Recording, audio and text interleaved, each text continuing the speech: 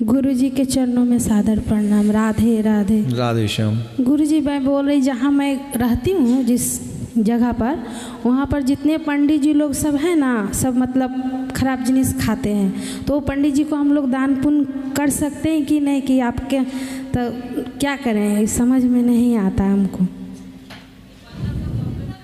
कि जितना पंडित जी है ना सब खाते हैं, तो उन पंडित जी को दक्षिणा दे सकते हैं, दान पुण्य जो भी हो दे सकते हैं कि नहीं दे सकते। प्रॉब्लम हो जाती है सोचने में गुरुजी। मैं कहाँ जाऊँ, मैं क्या करूं? मैंने तो ऐसा कभी नहीं सुना है। और ये सब मिथिला पंडित जी लोग हैं, हम जहाँ रहते हैं ना वहाँ मिथिला पंडित जी लोग सब हैं। हाँ, तो दान पुण्य करने अब में अगर हमारी बात सुननी हो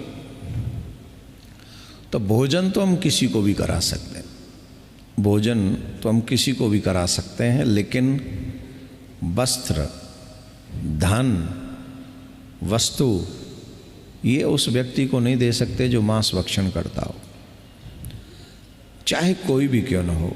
अब ये उस सिचुएशन में क्या करें कि हमारे आसपास तो वही हैं सब, तो उस सिचुएशन में किसी को भी न देकर गौ माता को खिला देना चाहिए, क्योंकि गौ माता को जो खिलाते हैं उससे 33 कोटि देवी देवता प्रसन्न हो जाते हैं।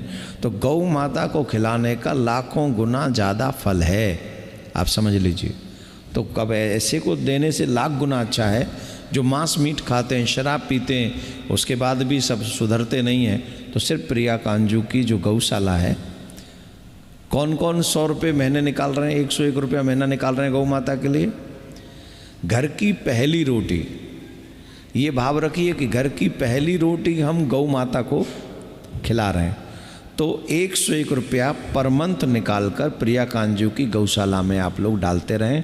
तो जो वृंदावन में ठाकुर जी की गौशाला है प्रिया कांजू की, उसमें आपकी तरफ से जो अन्न, वो जो उनका चारा होता है वो उनको मिलता रहेगा। तो ऐसे लोग जो मांस और मदिरा भक्षण करते हैं, ऐसे लोगों को दान देने की बजाय हमें गौ माता उतना ही निकाल के, कि कितना आज कितना खर्चा होगा, एक ब्राह्मण को हमको ये देना है, हमको ये देना है, तो उसका क्या खर्चा होगा, वही दान जो है गौ माता के चारे के लिए आप लोग सीधे गौशाला के अकाउंट में डाल सकते हैं। आपको कहीं जाना भी नहीं है, और यही संकल्प होना चाहिए कि ये ब्राह्मण के निमित्त था जो हम गौ माता को दे रहे हैं। जय राम जी की। राधे राधे। बच्चे लोग खाते हैं गुरुजी, मांस मछली सब खाते हैं बच्चे लोग, तो क्या भगवान का भोग लगा सकती है वो? कौन लगा सकती है? जैसे घर में, जैसे मैं नहीं खाती हूँ, जैसे मेरे बच्चे लोग खाते हैं, तो खाना जैसे भोजन बनाई लड़की लोग, तो वो भगवान को भोजन नहीं लगा सकती, अर्पित कर सकती है, बना सकती है? नहीं बना सकती। नहीं, कितना बोलता है कि नहाओ धो के चढ़ा दो सब है? कितना कोई पुराना बुजुर्ग लोग बोलती है कि नहा धो करके माथा घस करके बना के लड्डू गोपाल को भोग लगा। क्या लगा क्या तुम लोग, तुम्हारे फालतू में सब वैष्णव बने हो, तो घर में मांस बच्चे तुम्हारे खा रहे हैं, तुमको रोकना चाहिए, उनको नरक में भेज। अरे तब नहीं सुनते जब तुमने खुद को खिलाना बचपन में सिखा दिया उन लोगों को। बोलती तुम इतना दिन खाई हो, हम लोग को भी खाने दो तब सुनेंगे, ऐसे बोल देते बच्चे। तो उसका दुष्परिणाम हुआ ना तुम्हारे खाने का। लगता है घर में गुरुजी। अरे क्या तुम्हारे खाने का दुष्परिणाम हुआ ना। हाँ गुरुजी, अब झेलो। पहले ज्ञान नहीं न था गुरुजी, इसलिए अब धीरे धीरे अपने साथ बच्चों को भी कथा में लाओ, वो अपने आप से उनको गिलानी होगी जब वो उन प्रसंगों को सुनेंगे जो पुराणों में मांस के विरुद्ध है, जो पुराणों में मदिरा के विरुद्ध है। जब वो उन प्रसंगों को सुनेंगे तो वो अपने आप से गिलानी करके उनको छोड़ देंगे, है ना। तो अब एक ही ऑप्शन है, एक तो उन लोगों के हाथों से भगवान को भोग नहीं लग सकता, जो नहीं ग्रहण करते उन्हीं को भोग लगाना चाहिए। क्लियर? और दूसरा, उनको भी धीरे धीरे इसके लिए तैयार करो कि वो मांस भक्षण बंद कर दें, अदरवाइज बहुत बुरी बुरी यातनाएं नरक में भोगनी पड़ती हैं जो लोग मांस और मदिरा पीते हैं। ये याद रखला, ये हम नहीं कह रहे हैं। गरुड़ पुराण पढ़ लो, शिव पुराण पढ़ लो, भागवत महापुराण पढ़ लो, जितने पुराण पढ़ना है पढ़ लो, गीता पढ़ लो, वेद पढ़ लो, रामायण पढ़, हर जगह ये प्रमाण है। पर मनमुखी व्यक्ति मांस खा के भी सोचता है कि मैं भक्त हूँ, तो इससे बड़ा दुर्भाग्य क्या होगा, है ना। हाँ माता जी पूछिए। मेरे गुरुदेव भगवान के चरणों में कोटि कोटि दंडवत। राधे श्याम। गुरु जी, हम तो निम्बर्क संप्रदाय से है, लेकिन इस संप्रदाय के बारे में हम शिष्य लोगों को किसी को कुछ कुछ पता है लेकिन किसी को कुछ भी पता नहीं है। तो हम का मंशा है कि आपके मुख से थोड़ा बहुत प्रत्येक कथा में एक एक शब्द जाए तो हमको। अभी हम हल्का सा तो अभी हम बता देते हैं, उसके बाद में कथा में भी ज़्यादा एक्सप्लेन कर देंगे। सनक, सनंदन, सनातन, सनत कुमार, ये चारों सनकादिक ऋषि हैं जिनके मन में प्रश्न हुआ और उन्होंने प्रश्न ब्रह्मा जी से कर दिया। ब्रह्मा जी माने पिताजी। तो जब ब्रह्मा जी से उन्होंने प्रश्न किया, प्रश्न ऐसे थे जिनका आंसर ब्रह्मा जी से कुछ समझ में आ नहीं रहा था।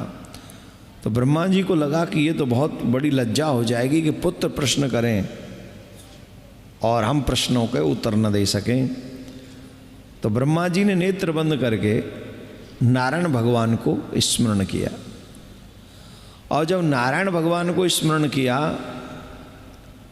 तो नारायण भगवान उस समय हंस रूप से वहां पर प्रकट हुए और हंस रूप से प्रकट होकर सनकादिक ऋषि मुनियों को ज्ञान दिया, उनके प्रश्नों का उत्तर दिया और वहां से हमारी निम्बार्क संप्रदाय का प्रादुर्भाव हुआ। वही जो ज्ञान है वही हमारी निम्बार्क संप्रदाय की जड़ है। ठीक है, तो श्रीमद् हंस समारंभाम प्रारंभ किसने किया? श्री हंस भगवान ने। श्रीमद् हंस समारंभाम सनकादिक मध्यमाम अस्मदाचार्य पर्यंताम वंदे गुरु परंपरा। सनकादिक ऋषियों के द्वारा ये ज्ञान नारद जी के द्वारा ये हमारे आचार्यों को प्राप्त हुआ और आचार्यों के माध्यम से हम जैसे तुच्छ प्राणियों को प्राप्त हुआ और हम जैसे तुच्छ प्राणी ही उस संप्रदाय का प्रचार प्रसार आप सबके मध्य में कर रहे हैं। तो ये हमारी निम्बार्क संप्रदाय का आदि है, प्रारंभ है, इसको आगे बढ़ाना। ठीक है, राधे राधे। गुरु जी, नित्यानंद महाप्रभु का एक छोटा सा भजन अगर आपका अनुमति हो तो। हाँ, नित्यानंद प्रभु का भजन गाया जाए। नदिया नदिया गोद्रुमे नित्यानंद महाजन पातियाछे नाम हट्ट जीवेरो कारण। श्रद्धावानो जन हे श्रद्धावानो जन पातियाछे नाम हट्ट जीवेरो कारण। अपराध शून्य हये लह कृष्ण नाम। कृष्ण माता कृष्ण पिता कृष्ण धन प्राण। नदिया गोद्रुमे नित्यानंद महाजन पातियाछे नाम हट्ट जीवेरो कारण।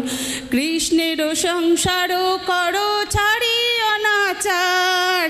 कृष्णेरो संसार करो छाड़ी अनाचार।